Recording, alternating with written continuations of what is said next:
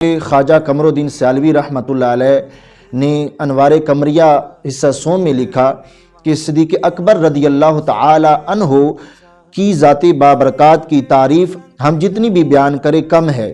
ایک قبرستان میں عذاب آ چکا تھا، سیدنا صدیق اکبر رضی اللہ تعالی عنہ نے حجامت بنوائی۔ آپ کی حجامت کا ایک بال اڑتا ہوا اس قبرستان میں گیا تو قبرستان کے تمام گناہگاروں کو بخش دیا گیا، تمام کی بخشش ہو گئی۔ کہتے ہیں بعض لوگ ابھی تک ان خیالات میں ہیں کہ آپ کی خلافت کا ثبوت کیا ہے۔ کہتے ہیں کہ بعض لوگ ابھی تک اس خیال میں ہیں کہ ان کی خلافت کا ثبوت کیا ہے۔ کہتے ہیں میں کہتا ہوں کہ آپ کی خلافت کا ثبوت محض صدیق اکبر رضی اللہ تعالی عنہ کی ذات بابرکات کا صدیق ہونا ہے، اور اس سے بڑھ کر کوئی ثبوت نہیں۔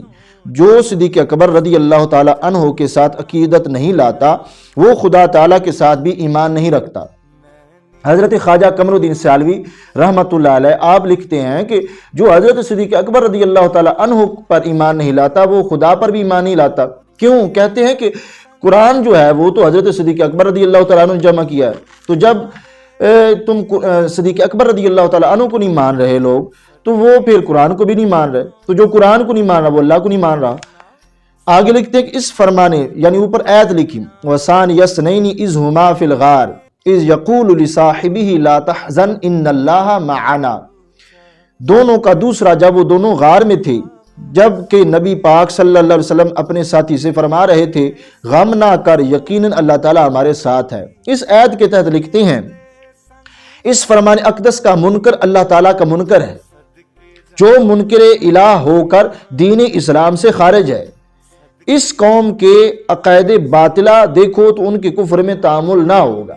کہتے ہیں کیونکہ اس آیت میں حضرت صدیق اکبر رضی اللہ تعالیٰ عنہ کی دوسری ذات ہے، ایک تو ہے رسول پاک صلی اللہ علیہ وسلم کی ذات گرامی اور دوسری حضرت ابو بکر صدیق رضی اللہ تعالیٰ عنہ کی ذات ہے۔ کہتے ہیں کہ جو قرآن کو نہیں مان رہا، اس میں تو صدیق اکبر رضی اللہ تعالیٰ عنہ کی واضح صحابیت ہے، تو جو قرآن کو نہیں مان رہا وہ تو اللہ کو نہیں مان رہا۔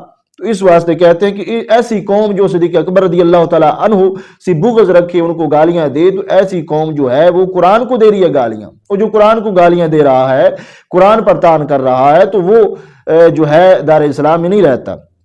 آگے لکھتے ہیں اور نہ ہی اس قوم کا قرآن مجید پر ایمان ہے، جو صحابہ کو گالیاں دینے والے کہتے ہیں، اور نہ ہی اس قوم کا قرآن مجید پر ایمان ہے، کیونکہ قرآن مجید کا پہلا جامع یعنی جمع کرنے والا حضرت صدیق اکبر، پھر حضرت عمر فاروق اور حضرت عثمان ذو النورین رضی اللہ تعالی عنہم ہیں۔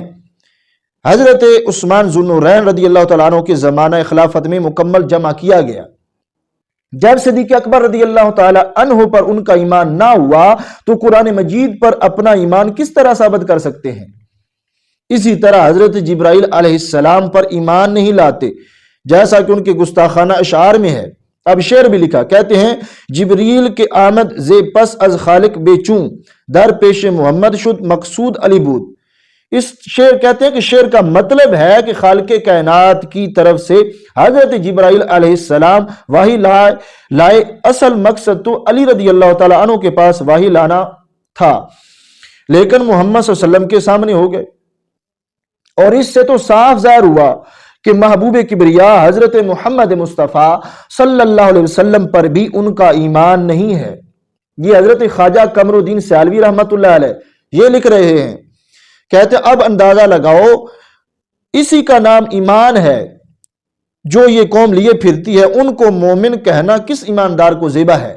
تو یہ آپ نے لکھا کہ ایسی قوم جو حضرت صدیق اکبر رضی اللہ تعالیٰ عنہ، حضرت عمر فاروق رضی اللہ تعالیٰ عنہ، حضرت عثمان غنی رضی اللہ تعالیٰ عنہ پر طعن کر رہی ہے، اس قوم کا ایمان کس طرح ثابت ہو سکتا ہے، اور وہ کس منہ سے اپنے آپ کو مسلمان کہہ سکتے ہیں؟ کیونکہ پہلا جامع جو ہے وہ حضرت صدیق اکبر رضی اللہ تعالیٰ عنہ، دوسرا حضرت عمر فاروق، تیسرا حضرت عثمان غنی رضی اللہ تعالیٰ عنہ، یہ حضرت خواجہ قمر الدین سیالوی رحمۃ اللہ علیہ نے لکھا۔